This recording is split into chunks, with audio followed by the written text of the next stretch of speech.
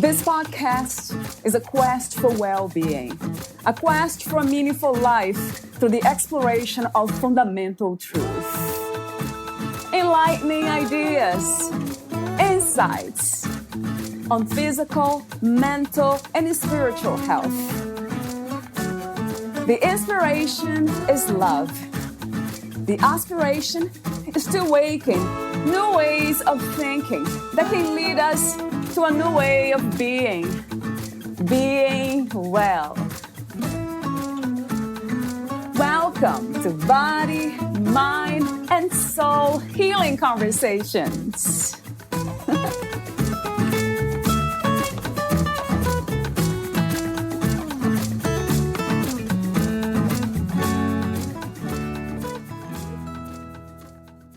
True healing takes place when all three areas, mind, body, and spirit, become healed and integrated. Integration may mean accepting what is. It does not mean all our physical issues will go away, or we will no longer have problems to deal with. What happens is that even with these issues and problems, we now respond differently. We have an expanded view of interconnectedness. We want to grow to a place where we can serve others and move beyond taking care of only what is in front of us. This philosophy or way of believing may not be for everyone, but those who feel called to serve will understand the feeling when it comes knocking. The question is, will we answer? Lori Texera believes everyone should love who they are and live a happy life, a life not stopped or impeded by a trauma they've experienced. When we undergo one trauma, a piece inside of us can break, and multiple traumas can leave us feeling broken, unhappy, anxious, depressed, unworthy, and disconnected. Healing can bring back wholeness. From a place of wholeness, we can show up differently in the world. We can be happier and healthier within ourselves. We can have better relationships with our family and others. The ripple effect of us changing can expand not only into our families, but our neighborhoods, communities, workplaces, and the larger world. When we are whole, we are not in competition, but community. We can build each other up instead of tearing each other down for our differences. We can create a better world for the next generations. Valeria Teles interviews Lori Texera, the author of Claiming My Light, In Search of Meaning, Healing Trauma Through Conversations, Connections, and Spirituality. Lori Texera is a licensed clinical social work therapist, specializing in treating PTSD, anxiety, phobias, and depressive disorders. Her practice provides effective and simple techniques for working through distressing emotions and cognitive blocks brought on by trauma that are interfering with life, health, and relationships. She graduated from Boston University in 1987 and has worked for 30 years in private and clinical practices. From 2007 to 2011, she worked in the military's Behavioral Health Department, located on a base that serves some 5,000 soldiers and their families. She is trained in sensory-based psychotherapies that have proven to be successful in treating both military deployment-related traumas and other traumatic events.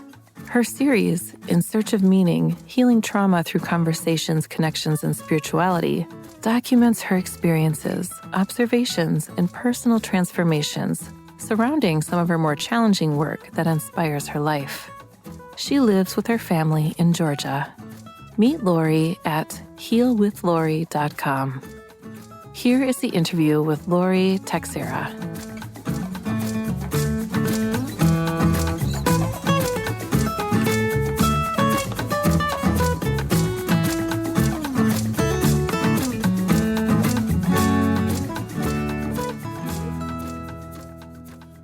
In your own words, who is Lori Texera? Hi, what a great opening question. So who is Lori Texera? I would say that Lori Texera is a woman who has been on an incredible journey, I think a life journey, that is culminating at this point in owning her power, owning who she is, and realizing that I am on a greater purpose and mission here as a spiritual being who is here to help others heal and to kind of partner with them on their journey.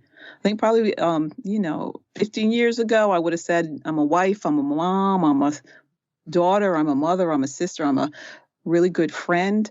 But this journey over the past 15 years has really been a very powerful spiritual journey for me, in which I feel like I am starting to live in my true purpose, and this journey will continue.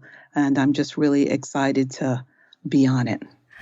Do you somehow connect these empowering energies that for some reason it has been always here, but now felt more deeply than before? Do you connect that to the events in 2020? I think for me, it began earlier than 2020 in me being prepared for 2020. I feel 15 years ago, I was being guided. I was working for the state, doing different jobs, and I was guided to go and work for the military at that point.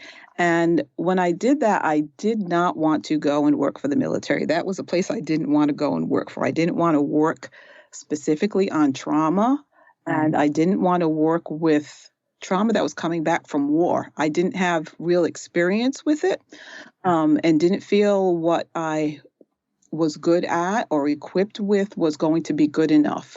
But I feel like God had other plans for me, and every time I refused, universe constructed something else, and I ended up going to work for the military. So I think that I have been prepared to really then work on trauma and really discover healing trauma. And that brought me to 2020, where I heard, now you've been prepared, you're going to need to go more one-to-many. I love the way you say that, guided, being guided. That is very, again, inspirational. It feels to me. And I often ask, who is guiding us? Who or what? I know in your book you mentioned God, and you're a very spiritual person.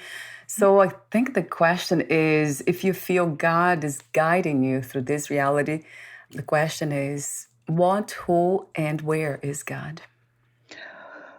God, to me, is the creator of Earth. I feel like this is his planet. I feel he's everywhere. I also feel God is in all of us if we choose to believe, or whatever that is that we believe in. It is the energy of love and greatness and greater that truly connects us as spiritual beings living as humans. I love that. One of the interesting things that I hear from some of my guests who are religious, they talk about God using the pronoun he, and then I often ask, could he be a she or it, like as the spirit? I won't ask you because you already you added that beautiful phrase about the energy of love. God to me doesn't necessarily have a gender. So part of my, I feel, awakening in spirituality is when I learned that I could truly have this individual relationship with God that was beyond religion. And that when I could surrender to that and then hear in my prayer and meditation time, this inner knowing of what I was kind of hearing and sensing and being guided, and then other things would start to show up. So for me, God is not a gender. God is just this beautiful, magnificent creator energy. Is there a purpose, or what is the purpose with trauma? Yeah, what is the meaning of trauma when we carry them or when we experienced trauma? So trauma for me is just any distressing event that has happened in our life. So with that, everyone has been through a trauma. And through our childhood, we go through multiple traumas that we might not necessarily remember sometimes or identify as traumatic. But growing up in families in which there's sometimes alcohol or drugs or abuse, neglect in some way, and it can also be car accidents, it can be chronic health issues from a parent. There's so many different ways that we experience a distressing event that doesn't become processed or healed at the time. And most of the time as children, we don't know what needs to be healed. We don't speak to it, or parents want to, other adults want to just hold us and say, it's okay. You're right. You don't need to cry. It's good. We got this. And we don't necessarily process it. So I think everyone has trauma. It is, some have more than others, and some have ones in which are more, what is the word that I want to just use? Not bigger, because our experience of it is our experience of it, but ones in which we thought that we might die. So it has an added piece to it. Do you see a destination for healing trauma? And if you do, what would that be? How do you envision that place, the healed place?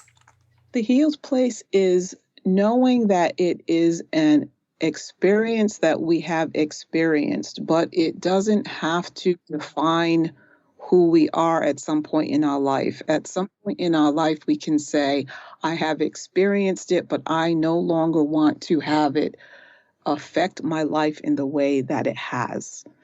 And I might not know specifically how to heal it, but I want to find ways in which to do that, because ultimately I deserve to be happy. Those around me deserve to also be happy, and to have me be happy, and to be able to be connected and truly share love and joy that we're all supposed to feel. So true. I love that, the idea that we can be open to it. And I wonder why so many of us are not. We don't lean into the traumas we have, the negativity, the darkness per se. We tend to try to escape, run away, push it away. So what have you found within your clients that made them open to be healed? I think at some point it comes to a place where they say, I can no longer live the way in which I am living, and I need something to be different. And what I learned when I went to work for the military and started to look for healing modalities that would help heal, but not have the person have to re-experience the trauma. It was really important for me to not have them have to do that. It was already lived one time, and that to me was enough. So I really was asking to be led to techniques and other things that would not have people really continue to re-experience the trauma. And I was able to find those techniques. So I feel like when people come and work with me, I give them hope that we don't have to go through all of knowing what that specific trauma was, talking about all the pieces of it, how you felt, what happened over and over again for it to be healed. I love that idea too. I know you mentioned in the book EMDR. I think that's one. So I started with EMDR in the military, and then what happened was sometimes it couldn't be finished within the session time. But it opened my eyes for the first time to know that emotions could be released from an event. So you could think about the event and no longer have the emotion. So if you didn't feel the emotion, you could do something different. And it was eye-opening to me, because you weren't taught that in social work school. Yes. True. Anywhere. It was talking and, processing stuff and looking at different ways and doing different things. But it wasn't this thing that to me was magical that happened. But I knew if there was a technique such as EMDR, then maybe there were other techniques that did similar, but could be done within the session time. I know you mentioned others too, which I'm familiar with. Is the emotional freedom technique? Yeah, that's a powerful one. Amazing. Too. So I ended up going from EMDR and then adding emotional freedom technique into the mix. And at that point, when I was doing it, I was going to become certified, and Gary Craig retired. And I said, no, you can't do that. Yeah. All right. But I remembered on one of his videos that there was a woman named Tapas in there who was doing another technique. And I looked her up, and she had a certification. And when I tried what she did, it was amazing in what it released in me in a very beautiful way, and kind of in under 30 minutes. That's incredible. How the body holds on like to these energetic patterns, right, Laurie? Oh, Yes. wow, So when amazing. that was released, it was like, okay, I can do that. And other thing about being in the military that looking back was soldiers who came in who were ready to let this trauma go. And when I said, I'm learning something, you're willing to try it was yes, ma'am, yes, ma'am, yes, ma'am, because they really just wanted things to be different. They wanted to feel different. And when they did, then they would keep coming back. And so it was just this beautiful learning process of seeing this healing happening in front of me, from nightmares disappearing to being less angry to other trauma going. It was just such a reciprocal, beautiful thing that, again, we say sometimes you can't put words to things. Another question that came to me is, it seems like when it comes to trauma, it can be released through techniques that kind of bypass the logical thinking of the mind and then just steps into the body and the energy is in the body, stuck in the body. So that is interesting because we hear a lot about the emotions being connected to thinking. The way we think affects our emotions, and then we become what we think, or feel the way we think. But this is different, or it's just a different way, right, Laura? A different path of healing. It's a different path of healing. I was working with a client this morning who we've worked for about 3 sessions together, but he asked me today, like, how does this really work? Because I'm feeling all kind of changes, but how does this happen? And, the best I can say is the body stores the body and the spirit. It's not just the physical body. It's the spirit that we are connected, that also wants to share the information because it doesn't want to hold on to the trauma anymore. And these beautiful techniques help identify what that is without us having to go back and say, it could be this, it could be this, it could be that. It is told to us, or it's told to you. It gives you information so that you can say, wait a minute, I've been feeling this. My stomach has been hurting and I just feel angry. So there's this connection of physical and this emotion that's stored in the body and the spirit. And it's ready to say, I'm ready to let it go. Right. And it does. Would you replace the word spirit with soul? Is that the same thing, Laurie, or different? So to me, I know people can interchange that. I always feel like the soul is this whole entity that has been through multiple lifetimes and stores all of our information from all of these lifetimes. But to me, I feel like spirit can come in just this one lifetime to help us do what we're meant to do in this lifetime. So I view it as a little bit different, but I know sometimes it is an interchangeable word. I think in the work that I've done, I've seen it feel to me a little bit different, but they are connected. So it is, again, this beautiful interplay of a relationship of the soul, the physical body, and the spirit that all are interconnected and work together and need each other. I love the way you say that because it resonates true to me that everything is connected. There's no separation really, but it feels like that. It's our perception that creates the separation. There's a section in your book that you beautifully say that. You say true healing takes place when all 3 areas, mind, body, and spirit, become healed and integrated. Integration may mean accepting what it is or what is. It does not mean all physical issues will go away or we will no longer have problems to deal with.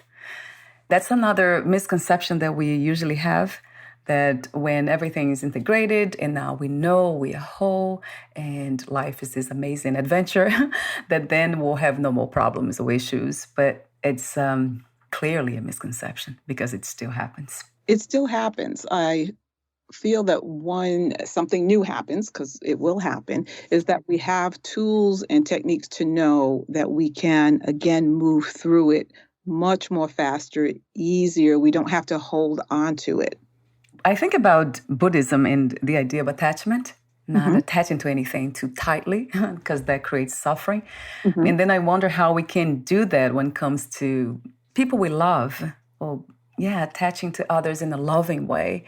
Yeah, I usually ask the question. I'm not sure how I ask that question, but from my own experience, it has been interesting to see that it's almost a signing up to suffer. It's almost like being open to love deeply, knowing that we will hurt deeply.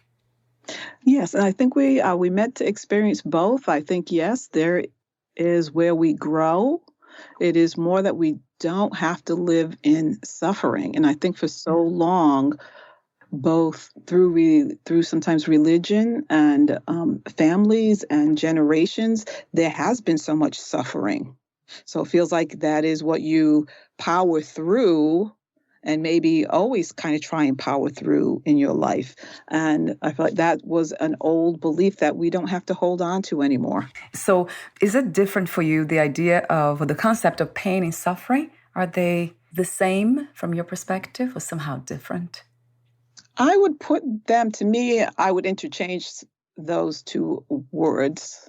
And sometimes pain, I would also maybe put in just the physical sense of physically going through chronic pain. But otherwise, yeah, for me, I kind of interchange both of those. You wrote the book, Claiming My Light. I love that title. That's just beautiful, these three words together. In search of meaning, healing trauma through conversations, connections, and spirituality. Talk to me for a moment, Laurie, about the main inspiration, because I know this book you have written, it's about your own story of how trauma and how understanding yourself has led you, guided you to where you are today. So I'd love for the listeners to know more about the inspiration and the intention of writing this book. So the intention for the books came to me probably, about 8 years ago when I was working. And at that point, I thought it was going to be 5 stories of clients who I was working with in the military and kind of sharing their story and their healing, working on healing. And then it kind of went away. And it came back, the thought that it was time for me to write when the pandemic happened. I was like, okay. And the first client, the first book, the Why Not Me book, he was one of the clients who was part of the original 5. And when I asked him, I said, okay, I am feeling like I'm supposed to write the book now, and I think it's supposed to be about you. And his response to me was, it's about time.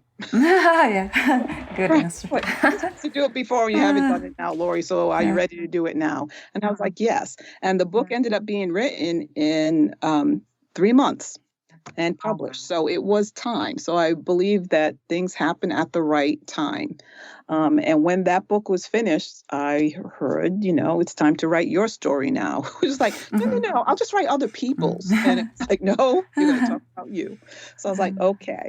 But I feel the books and the few that are supposed to come out, I hear 5, are really meant to be the exchange also of the therapy relationship and the trust that builds and sort of the hope initially that I also hold that healing is going to take place. And if my client doesn't share the hope, I hold it for both of us because I know the power and what can truly happen.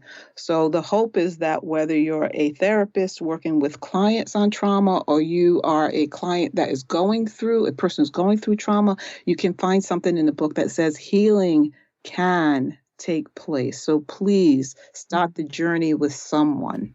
That's that beautiful path of walking together to heal. I love that we can be open. It's not even humble. It's just open to ask for help, to learn, isn't it? Become curious and the connection. I think trauma kind of isolates people sometimes. So to have the therapeutic connection also really reinforced to me how important that connection can be.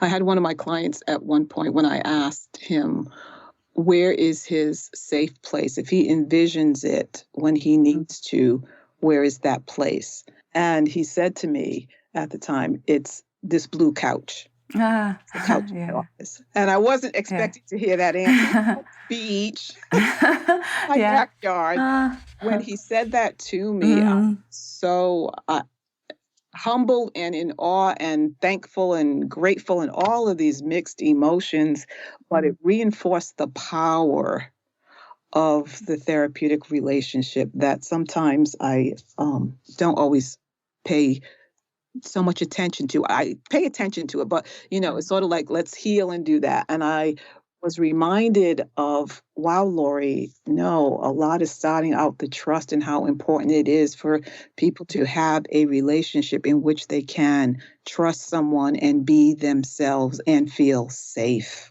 Yes, and we know how vulnerability connects us deeply. It might be a factor, right, Laurie? Yes. And I love that question. What makes you feel safe? I was just kind of, for a moment, wondering here. And I would love to ask you that question to you and myself, actually. What makes you feel safe?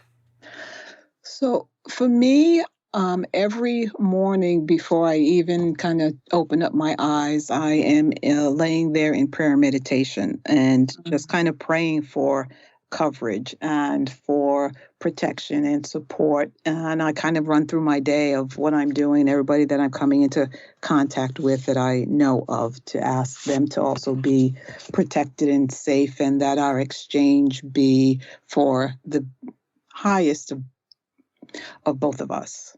So I think that starts off my day, because if I'm running late or I hit the snooze one time and I feel like I can cut a little bit of that short, I feel a difference in my day. So it's that connection with the spiritual world. It is that connection. Yeah, I feel the same way. That's interesting. Yeah, you made me think about that now. And yeah, that's it. We wish for everyone to see that, right, Laurie? To be able to be in touch with the spiritual, sacred world. How do you work with your clients? Do they meet you online? Do they find you through the website? Are they able to book a section there? If somebody wants to talk to you, what's the easiest way to find you? So many of my clients come through referrals, so that has been another beautiful thing.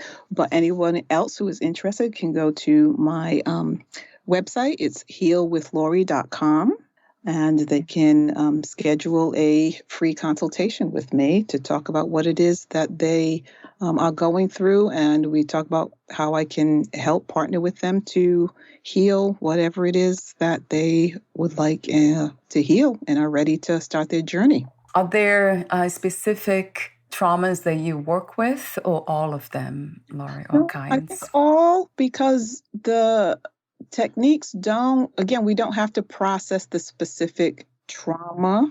So whatever the person views as their trauma, or how it is impacting their life presently. Because what has not been yet healed can still greatly affect us in our present. So sort of, what is it also in their present that they would like to see be different? And those usually will connect back.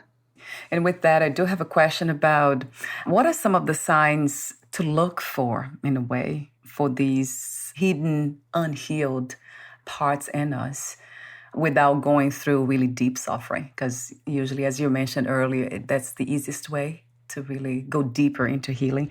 But how do we learn to identify unhealed patterns within ourselves in our daily lives? Well, many people say that they can identify difficulties in their relationships or struggles on the job, at work.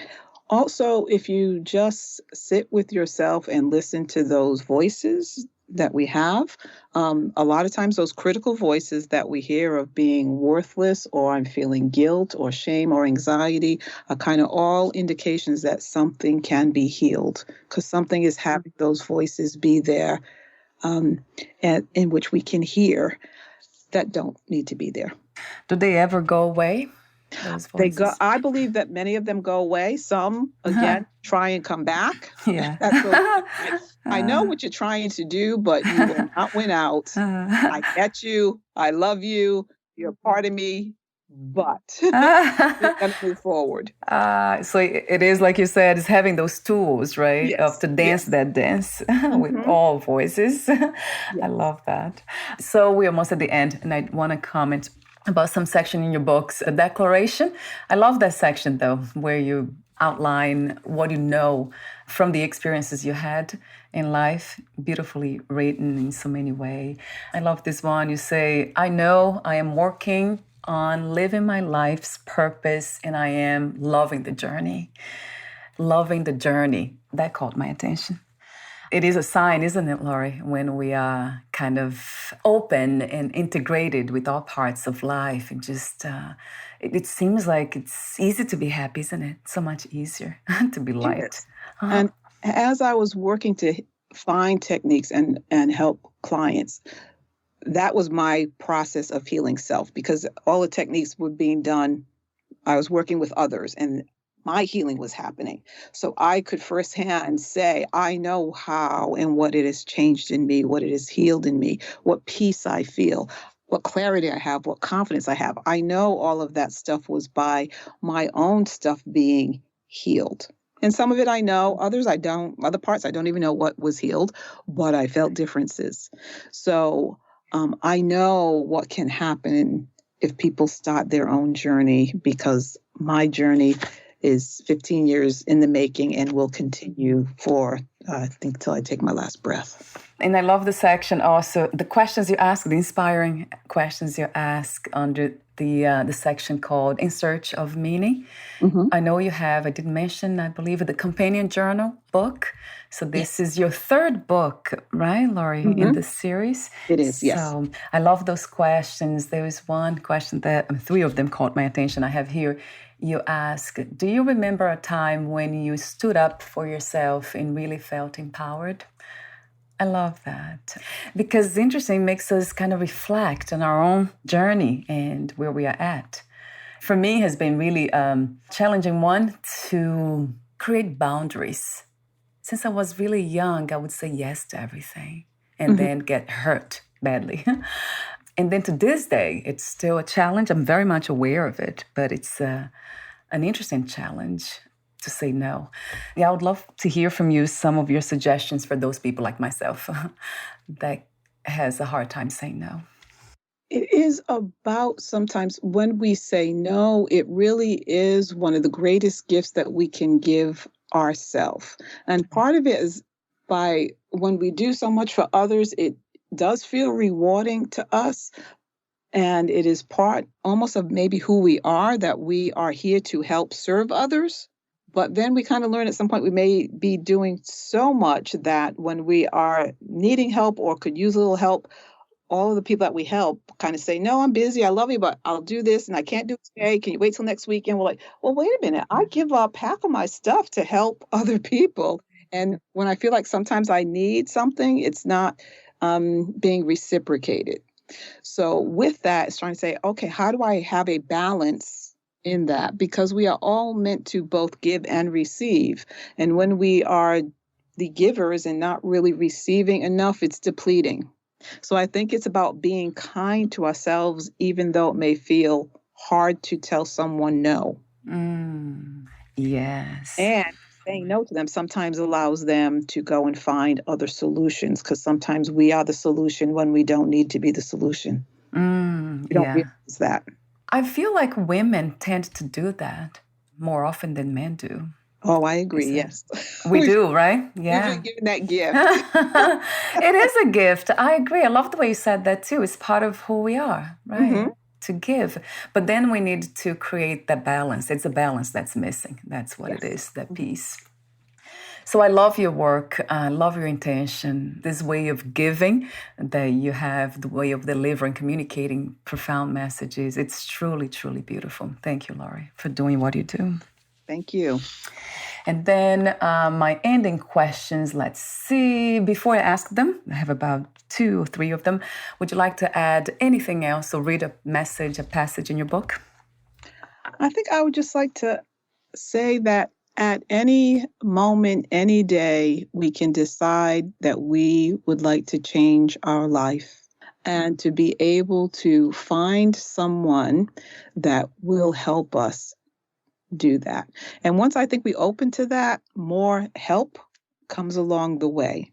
So I just want to encourage anyone at any time you can begin your journey, because it is a never-ending journey, but you really do deserve to feel what it's like to really be at peace, happy, confident in yourself, and most of all, loving who you are, because we were all created to love who we are.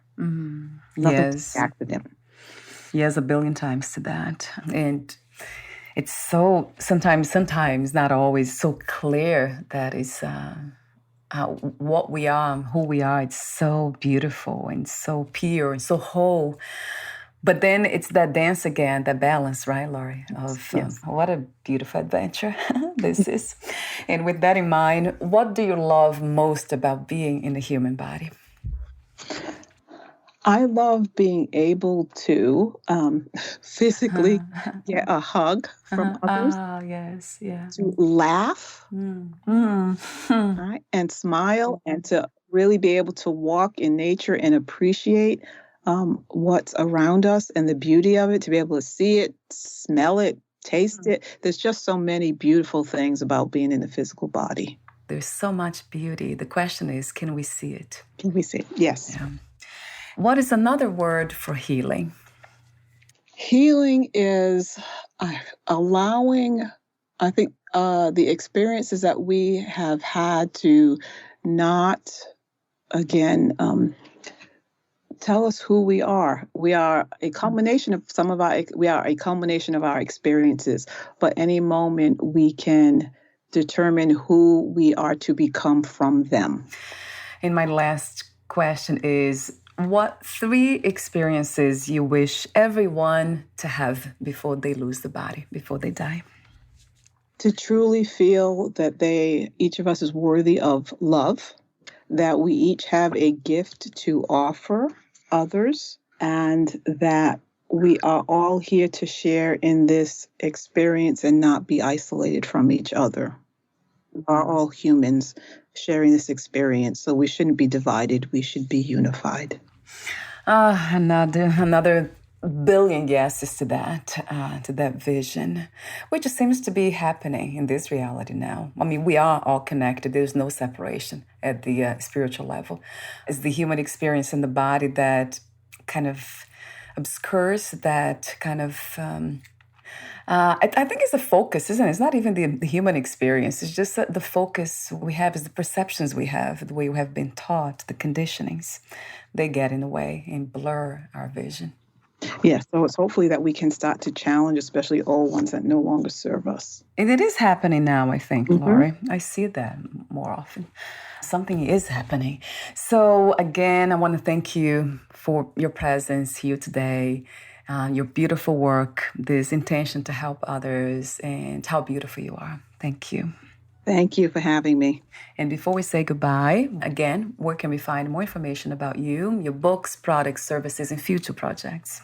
It is all on my website at healwithlori.com. Wonderful. Thank you so much again, Lori. We'll talk soon. Bye for now. Bye.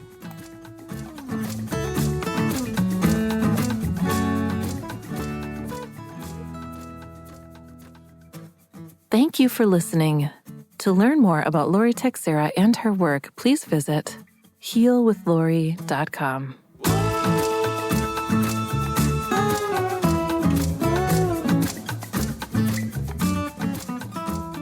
To learn more about this podcast, please visit fitforjoy.org/podcast. Thank you again for listening, and bye for now.